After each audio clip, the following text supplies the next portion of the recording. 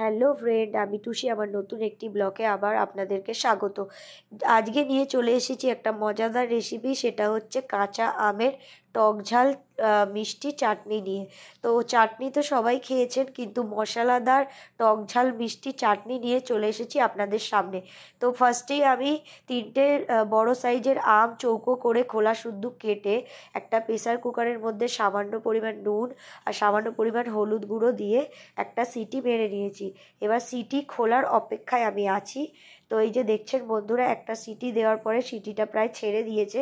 তো আমি এই প্রেসার কুকার থেকে আমটাকে বার করে নেব। এই যে দেখছেন বন্ধুরা, আমটা এইভাবে সিদ্ধ করবেন। এবং কড়াইতে আমি 2 চামচ মতো গোটা 5 ফোড়ন শুকনো খোলায় ভেজে নিয়েছি, আর এটাকে আমি গুঁড়ো করে রেখে দেব। তো ততক্ষণে বন্ধুরা আমি কড়া বসিয়ে দিয়েছি, আর কড়াইতে আমি তেলও দিয়ে দিয়েছি। তো এই চাটনির জন্য আমি নিয়ে নিয়েছি হচ্ছে এই যে আম সিদ্ধ, আর 2 কাপ মতো হচ্ছে চিনি। 2 কাপ চিনি, যেহেতু 3টে আম তো 2 কাপ চিনি নিয়েছি। নিয়ে নিচ্ছি শুকনো লঙ্কা, গোটা 5 ফোড়ন, আর সামান্য ধনে জিরে গুঁড়ো, আর কি 5 ফোড়ন যেটা ভেজে রেখেছিলাম তার গুঁড়োটা। তো এই যে বন্ধুরা, কড়া গরম হয়ে গেছে। তো 5 ফোড়ন আর শুকনো লঙ্কা আমি কড়াইতে দিয়ে ধীমে আঁচ করে আমি এটাকে হালকা করে নেড়ে নিচ্ছি। তো দেখছেন বন্ধুরা, এটাকে হালকা করে আপনাদেরকে ভেজে নিতে হবে, বেশি কালো কালো যাতে ফোড়নটা না হয়ে যায় সেদিকে কিন্তু অবশ্যই লক্ষ্য রাখবেন। আর খোলা শুদ্ধ আমের চাটনি খুবই সুস্বাদুকর লাগে। তো একবার অন্তত এইভাবে করে খেয়ে দেখবেন যে কেমন লাগে। তো এই যে দেখছেন তেলটাও গরমই আছে, আর 5 ফোড়নটা আর শুকনো লঙ্কাটা ভাজা ভাজা হয়ে গেছে। তো আমি কি করব, এই যে আম সেদ্ধ করে রাখাটা কড়াইয়ের মধ্যে ঢেলে দেবো। যেহেতু আমি আমটা জলটা ঠিকই পরিমাণে দিয়েছিলাম সিদ্ধ করার সময়, কিন্তু তাতেও আমাকে 5-7 মিনিট ফুটিয়ে নিতে হবে ঝোলটা কমানোর জন্য।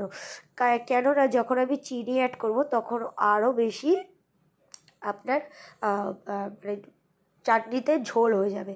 তো বেশি তো ঝোল হলে ভালো লাগে না, পাতলা চাটনি ভালো লাগে, বাট অনেক ঝোলও ভালো লাগে না।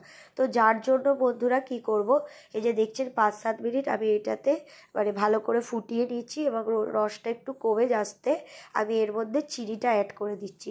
তো চিনি দেওয়ার পরেও আপনাদের 5-7 মিনিট ফোটাতে হবে, কারণ চিনির যে রসটা গলে গিয়ে যখন একটু আঠা আঠা টাইপের আসবে, এই যে দেখছেন আঠা আঠা টাইপের আসবে, তখন আপনারা কি করবেন, জিরে আর ধনে যেটা গুঁড়ো করে রেখেছিলাম সেটা আমি এর মধ্যে দিয়ে দেবো। এই যে দেখছেন তো বন্ধুরা, জিরে ধনে ভেজে যে গুঁড়ো করে রাখা থাকে সামান্য পরিমাণ দেবেন।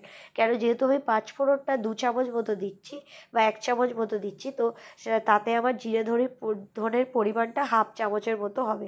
তো হাফ চামচ মতো হাফ টেবিল স্পুন মতো আমি এর মধ্যে জিরে ধনে গুঁড়ো দিয়ে দিলাম, এবং 2-3 মিনিট ফোটানোর পরে আমি 5 ফোড়নটা এতে অ্যাড করব। 5 ফোড়নের গুঁড়োটা আপনারা লাস্টে দেবেন, কারণ 5 ফোড়নের যে সেন্টটা ওটা ভালোভাবে চাটনিতে পাবেন। আবার অনেকে যদি মনে করেন যে আরও বেশি ঝাল খেতে চাইছি চাটনি, তো তাহলে ওই যে 5 ফোড়নের সাথে একটা শুকনো লঙ্কা শুকনো খোলায় ভেজে ওটা গুঁড়ো করে নিতে পারেন। তো এই যে আমের চাটনিটা প্রায় হয়েই এসেছে। তো আমি এটাকে একটা পাত্রে ঢেলে নেবো। আর আমি না একটুখানি হাতার সাহায্যে একটু 1-2টো আম বন্ধুরা ঘেঁটে দিয়েছিলাম। তো সেটা তো আপনাদেরকে ভিডিওতে দেখায়নি, আপনারা পারলে 2-1টা আম ঘেঁটে দেবেন। তো এই যে দেখুন বন্ধুরা, চাটনিটা রেডি হয়ে গেছে। আর চিনির রসের জন্য এটা সাদা সাদা লাগছে। এই যে তুলে দেখাচ্ছি বন্ধুরা, কত সুন্দর দেখতে হয়েছে, আর খেতেও কিন্তু বন্ধুরা দুর্দান্ত হয়। তো বন্ধুরা, এইভাবে চাটনিটা আপনারা বানিয়ে দেখবেন, আর ভালো লাগলে প্লিজ একটা লাইক শেয়ার করবেন। টাটা।